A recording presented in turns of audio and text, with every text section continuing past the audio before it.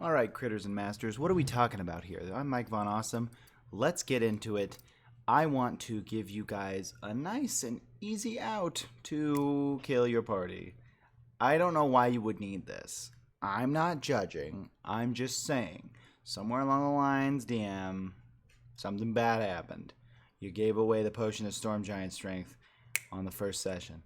You know, you gave them a flying carpet and now they just fly everywhere. You can't even get into any kind of exposition. They don't know what they're doing because they're flying right over your plot points. There's some kind of issue, and for some reason, you don't want to arms race them. You just need this to not be a thing anymore. Well, here you go. This is one version of more of a cosmic kind of feel that Dungeons and Dragons allows. That will help you kind of reach this end game if that's what you're after. So the thought process is, you got your group. Maybe they're on the 17th shopping session in a row, and you're losing it. Well, easy. Just thud, thud, thud, thud. You hear this loud crashing as hard footfalls come. This is larger than a Luxodon. This could not possibly be a Goliath. No. This is something sinister. Something gigantic. Something that could easily quake fear in your commoner stat block. Dun dun dun.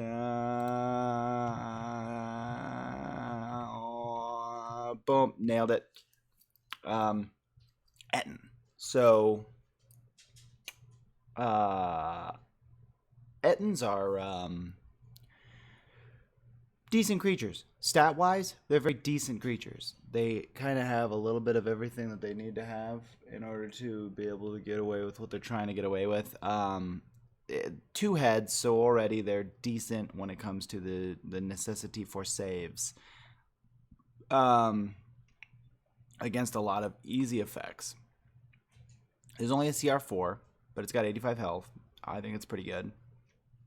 Granted, I always roll health, so this has anywhere from 40 to 130. But I'm only using this as a pawn. This is just one piece of this puzzle. As he comes towards the town and just boom, starts slaughtering things. You just hear, the general rabble. Oh, Hairbush, we need a hero! Just people running out of the buildings, straight into the line of fire of this thing, because that's what humans do. That's what commoners do. So your party shouldn't have a problem with this. That's why it's only a challenge rating 4. I want your party to succeed. I always want the party to succeed, so that's why I'm not throwing anything at them that's the most deadly thing. You want this Etten to go straight for the casters, just to push away everybody else and go straight for the casters. Now, typically, that's not how I would play an Etten. It doesn't make any sense. An Etten's got a 6 intelligence. I really don't think that they're the ones that are going to be worried too hard about killing certain things above other things. I think that people are meat and meat are people, and that's about as far as they could go. However, you're not just fighting a Etten. You think you are, but boom. This is the whole idea. So when the Etten dies, 2 Intellect Devourers pop out of their now dead meat craft. I'm going to use that word. Intellect Devourers, only a challenge rating 2. Super fucking deadly. I don't know if you know how bad these things are. These things are bonkers. So their whole deal is that they are chihuahuas with brains for bodies instead of normal chihuahua bodies. They're tiny because they're supposed to fit in the cavity of a skull. And they have a multi-attack, which says they can make 1 attack with its claws and use Devour Intellect. So the claw attack is 2d4 plus 2. Cool, I guess. That's neat. Fine. Devour Intellect, however, The Intellect Devourer targets a creature it can see within 10 feet of its brain. This thing has blind sight for 60 feet, but it's got telepathy for 60 feet. So it can sense the presence of something, but can speak with it within 60 feet when it's already too late. I mean, by that point, it's already pretty much on you. Its speed is 40, so it's faster than your average bear, but it's got detect sentience. Any creature within 300 feet that has an intelligence of 3 or higher. So every player character. You cannot have less than 3. Regardless of barriers, the creature is protected by... Unless the creature is protected by a mind blank spell. So the Etten knew, hey, wait a minute, there's people over there. Hold on. Wait, there's so it knew 300 feet back. Ran up, just started killing people, and was going to wait until there was enough sufficient dead bodies, and then, or at least incapacitated, and then it was just gonna just suck like so many Slurpees through a straw. The Intellect Devourer targets one creature it can see within 10 feet if it has a brain. The target must succeed on a DC 12 Intelligence saving throw or take 2d10 psychic damage. Also, on a failure, you roll 3d6. If the total equal or exceeds the target's intelligence score, that score is reduced to 0. Now, for context, 3d6 has a opportunity, albeit low, to be an 18. So, a DC 12 intelligence saving throw, that's fairly easy to make if you are an intelligence-based character. If your whole thing is intelligence, you should be able to make that no problem. If you are a barbarian or any other class that decides that that's going to be the dump stat, you got your 8s, your 7s, your 4s occasionally, you're going to have a bad time because you're going to have to roll... hold on, let me do basic-ass math. So your 9s and your 8s are a -1. Your 7s and your 6s are a -2. Your 5s and your 4 are a -3. Which means that you're going to have to roll at least a 15 to be able to not get hit by this Intellect Devourer. So you got a 1 in 4 chance to make it on the dice roll. And then if you fail, all the other guy has to do is use 3d6 to roll higher than your 7 or your 8 or your 4. If it manages to do that, you're stunned until your intelligence score is reduced to 0, and you are stunned until you regain at least 1 point of intelligence. This doesn't say anywhere that if you sleep, you can get it back. If you do this, you could get it back. For every day that you take a long rest, you get 1. Under no circumstance do you gain it back as time permits. You need a caster. But you are 1 turn away from doing Body Thief. Now, in a perfect scenario of you being brutal, not brutal, you just using rules as written to try to do what you need to do. When the 2 Intellect Devourers come out, they both look immediately to the Barbarian or to the Fighter, unless he's an Eldritch Knight. And one of them will suck out the brain, and the other will use Body Thief. An Intellect Devourer initiates an intelligence contest with an incapacitated humanoid within 5 feet of it. Now, if it wins the contest, the Intellect Devourer magically consumes the target's brain, teleports into the target's skull, takes control of the body. While inside the creature, the Intellect Devourer has total cover against attacks and other effects originating outside its host. The Intellect Devourer regains intelligence, wisdom, and charisma scores. Retains, as well as understanding deep speech, its telepathy, and its traits. It otherwise adopts the target's statistics. So this works exactly like a lot of other things where you take the body of something.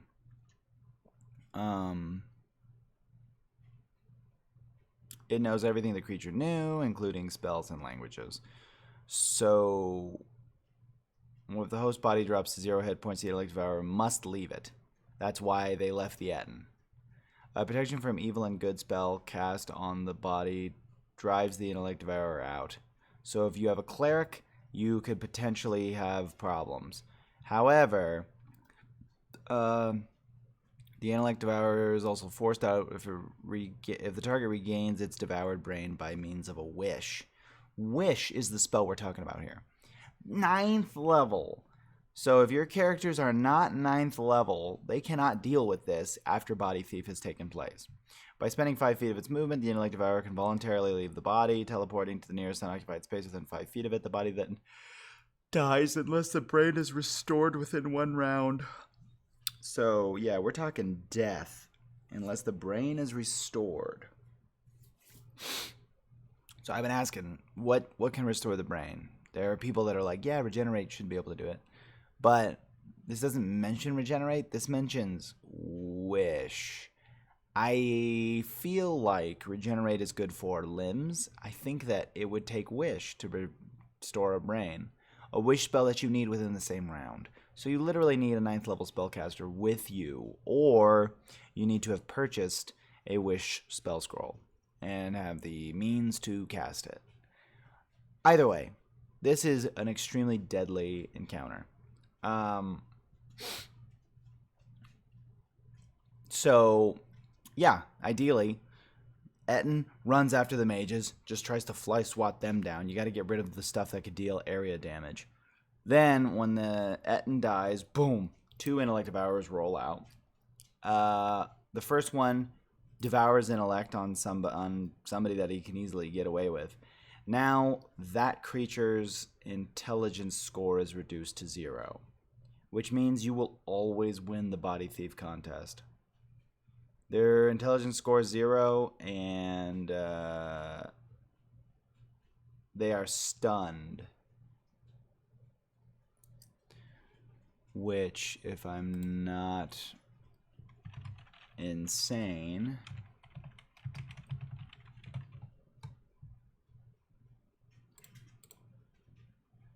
a stunned creature is incapacitated. Body Thief requires an incapacitated target.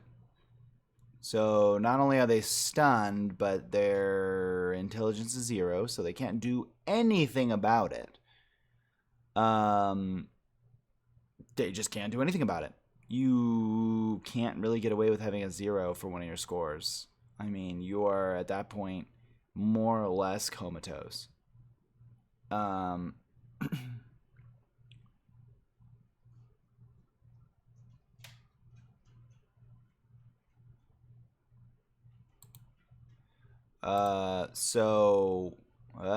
giving away stuff. How do you make this work? How do you make this make sense? Well, you can have Mind Flayer actions starting to show up. The second that you know that your players are getting out of hand, say your characters are only on a low level, so you try to justify yourself by saying that it's not going to be a big deal if they die. Well, Mind Flayers are your go-to. These are the guys that use Intellect Devourers as pets. You know, they have their purses, and the Intellect Devourer is looking outside of it, and people are saying, "Oh, that's cute," and they go, and then they get Intellect Devoured. Yeah, Mind Flayers. They love the taste of brains, and there are plenty. The Monster Manual has 1, I think, only. And then you're looking more for like Mordenkainen's. I think Volo's has a Mind Flayer section. Yeah, you wanna use these. So, say your players would decimate an Etten, no problem. Well, then you just start using more heads. Now you got a Chimera. More heads means more Intellect Devourers. Also, you're going from a 4 to a 6, so now you have a larger creature. He's got more hit points. He's got more armor. The stats are a little bit better across the board, except for this thing would have great intelligence, wisdom, and charisma. And charisma? No, charisma is normal. Wisdom is also normal, but the intelligence is a +1. So from its 3, it goes to a 12 for the score. Its wisdom actually got worse. Chimeras are apparently wise. But now you have this creature that...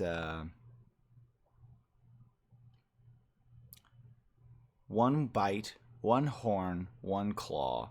Then it uses a fire breath if it's available. It can breathe in place of a bite or horns. So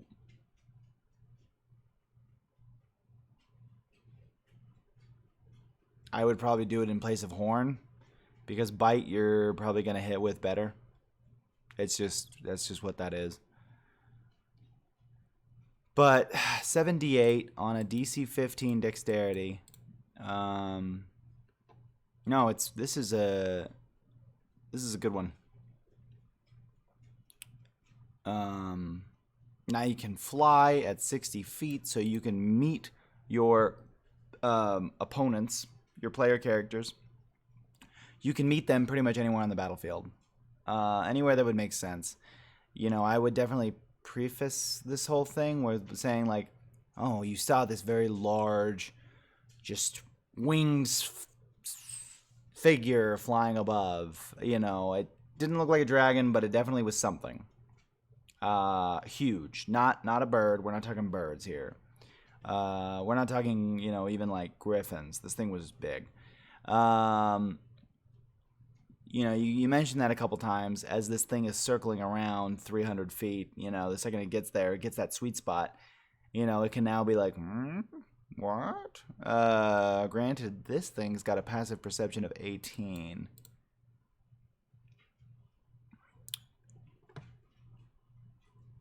So I think your perception would go down by 2, because the wisdom would go down by 2. But a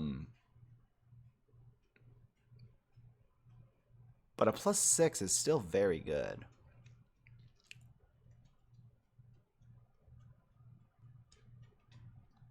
So now, yeah, I already spoiled it, but if you need heads, if heads is the goal, you go with something like Hydra. Now this is something that is just great. I mean, it's your highest CR that I wanted to put in this little idea, and these are just ideas. You could really use whatever you want. Now we're on the huge size category. Now we have, I think, the same amount of armor. Is it the same amount of armor? Oh, one more armor. Ooh, but a lot more head points. There's swim speed, no fly speed, but now you can actually meet somebody in the water if you wanted to as well. The Hydra has 5 heads. So you could have 5 intellect Devourers. But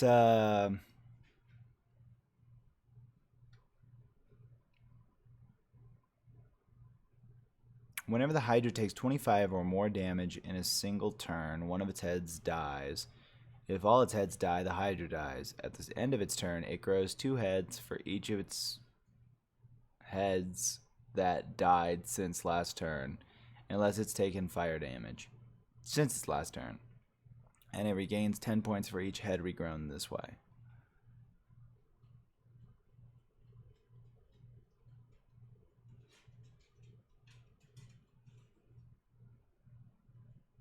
Yeah. I mean, if you think about an Hydra with a intelligence score of 12, a Hydra that is smarter than most fighters, most barbarians, most paladins, you know, and most sorcerers, honestly, if we're really like getting into it, spellcaster player characters are usually not hitting 12s on something like intelligence. A lot of people use it as a dump stat. So yes, this Hydra would be smart enough to know, given that it had an order from a Mind Flayer especially, hey, get in there, you know, take that party out. These would be acting, this would be a very clever girl. Um, and plus, it's beautiful. I think that Hydra is one of those monsters that everybody's afraid to use, and its CR is not so incredibly high that you should disregard this beast in general. I think that you should use Hydras, not necessarily to try to kill your players specifically, but I really like the creature, the way that the rules are written makes sense. It just hits like a truck too. I mean, that's some good damage. Um, but yeah, no, super neat creature, and all you have to do is just boop boop boop boop boop boop boop, just pop a bunch of intellect devourers in there. Because honestly, it's like I I think that using a creature, using a monster to manipulate another monster only happens in very few instances. And doing something like this is fun, I think. I think it adds depth to it. I think that you can make a Mind Flayer be a main bad guy. I think if your players survive it, you can just go through the story arc at that point. Why not? But there is plenty of stuff that you can use in lieu of like multiple heads. You could just have a big thing. You could even have stuff that doesn't necessarily take to the Intellect Devourer's body thief ability. You want to just take a Shield Guardian and have the inner workings of metal loaded with Intellect Devourers. That's kind of cheap, but you could do it. I mean, there's nothing that says you can't. Now you're fighting the Shield Guardian and a bunch of Intellect Devourers. So the Shield Guardian's just going to beeline straight for the mages still, kind of keeping them out of commission as long as possible. And the Intellect Devourer is just going to jump around just trying to grab up people. Maybe you were trying to kill the party off, but now you've created a weird surge of a very interesting plot line. And an Intellect Devourer jumps inside the mind of one of your party members and then just leaves. Tries to fight a little bit maybe, and then just runs off. You as the DM get to go, your character sheet, sir. And now you have a leveled NPC that you can bring back. You can have the main Mind Flayer talk and just like touch your character's face. And it's one of those things where you're like, I'm so pissed that our buddy is taken now. What can we do to get it back? What can we do to try to prevent this Mind Flayer from flaying more mind? Now you are actually invested, and sometimes that's what it takes. Not necessarily killing your players, that's not what I'm saying, but, I mean, when a player's life is at stake, granted, that player is super probably dead. I mean, as long as the Intellect Devourer is inside the character's brain, you have a chance of bringing that character back. You just have to wish his brain back into his skull when he's in a spot that he can easily escape and not die. You don't want to wish it back when he's in the middle of a Mind Flayer hive nest.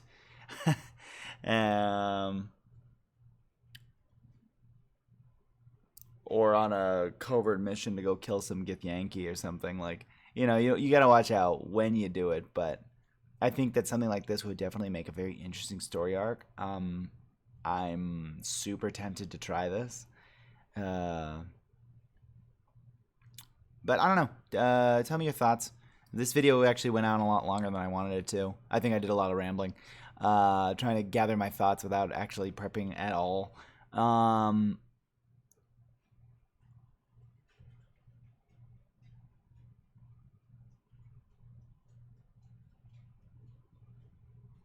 Either way. Yeah, let me know in the comments if you would ever consider using Intellect Devourers. I found these guys out because I'm going to be running the Dungeon of the Mad Mage. We're going to be doing a big thing on that in the nearish future. And I kind of fell in love with them. I think that there is much to kind of awe at a creature like this, and if you've used them, if they've blown up in your face, or if you had a really cool story about it, either way, if your players never went to your table ever again, I want to know. Write in the comments. Anything, everything. I'm interested. And until the next video, this has been Mike Von Awesome, signing out.